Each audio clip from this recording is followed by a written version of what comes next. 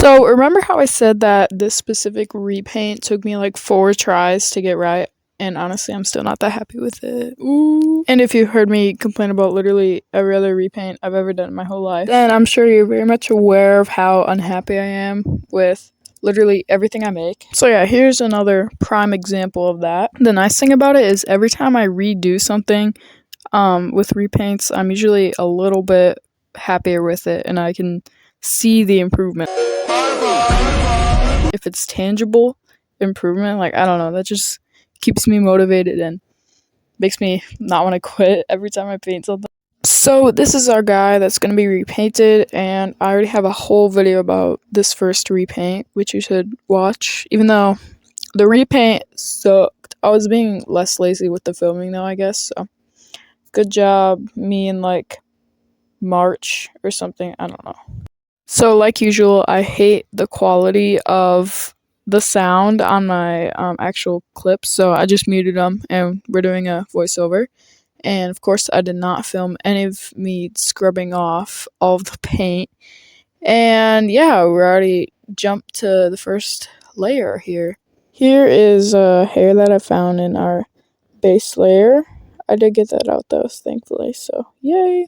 This was me after I spilled my water cup everywhere and it went onto my pastels, of course.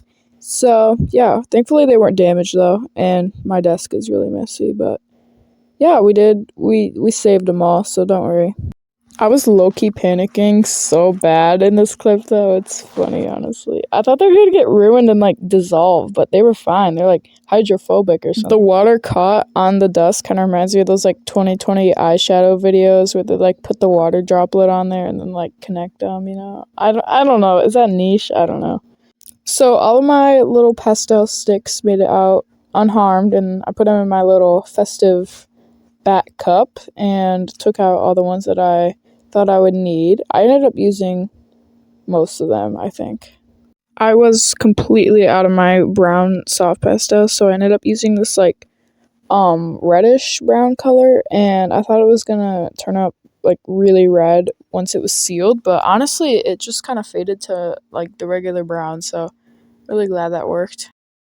I did not realize how many steps I skipped, but here we have that red shading that turned up brown, and then we painted the mane and tail apparently, and this guy actually has a badger marking. I've never done a badger marking before. It's really cute though. I love it so much. It's adorable, honestly. I love him so much. I worked on this marking for so long. Like I was locked in. It was like the most focused I've ever been while working on a horse, I think. I was really paying attention to having like very crisp lines and I don't know, just making sure it looked not ridiculous, you know? Same thing goes for the leg markings. I know the original repaint for this had very like see-through markings for the, I think that's called the Sabino, where it's like this spots on the belly. So yeah, this time I really focused on having very opaque marking. My camera is really struggling here, but you can see the pink shading around the eyes and nose. It's probably my favorite part. It was really fun to do. Here are the very, very beginning stages of blue eyes. To be honest, blue eyes are not my forte, and I cannot do eyes in general, honestly. So this was really scary for me, and I was really scared they were gonna look like terrifying, and I looked at my references for like horses with blue eyes, and I think horses with blue eyes just do look terrifying. And I know people are so quick to see a blue-eyed horse and like, wow, it's so stunning and majestic and beautiful. And it's like, I don't know. I don't like blue-eyed horses. They look weird. Like, I don't know. Here's when we started adding more details like pupil and hoof details, all that good stuff. I also added more shading, obviously. Originally, I was going to have a sun-bleached mane, but then that kind of failed, so I just painted over it again, and yeah, we just had a plain black mane, and I added some like darker and lighter highlights for like the different layers, I guess. There's like a shorter part and a longer part. I don't know how to explain it, but yeah, I still think that the eyes look a little bit scary, but I mean, there's not much I can do, so we're just gonna have to go with it. And obviously, you cannot forget the gloss over the eyes, nose, and hoofs. And then with that, we are pretty much done. But obviously, we gotta take some pictures outside.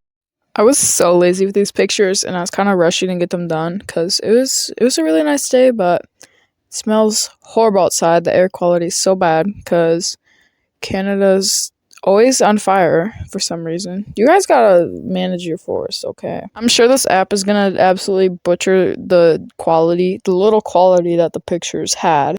Oh, and also a fly landed on him while I was taking my flicks. If you give a good name suggestion, I'll pick you and I'll give you a shout out and I'll subscribe to you, okay? I promise. Please drop your name recommendations because I don't even know. I don't know what to name them.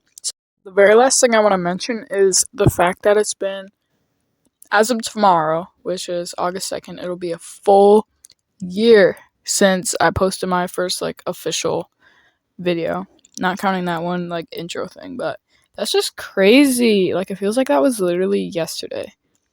Like, I don't know. Summer of 2024 was, like, so crazy for me. I don't know. It was wild. It was fun, though. Yeah, I just can't believe it's been a year. So, you should go watch that. So you can see my improvement. There's not much improvement, honestly, but, I mean, I guess the quality has gotten a little bit better. Definitely the mic quality, anyways. So, yeah. I don't know what to say. So, yeah. I'm eating sourdough right now.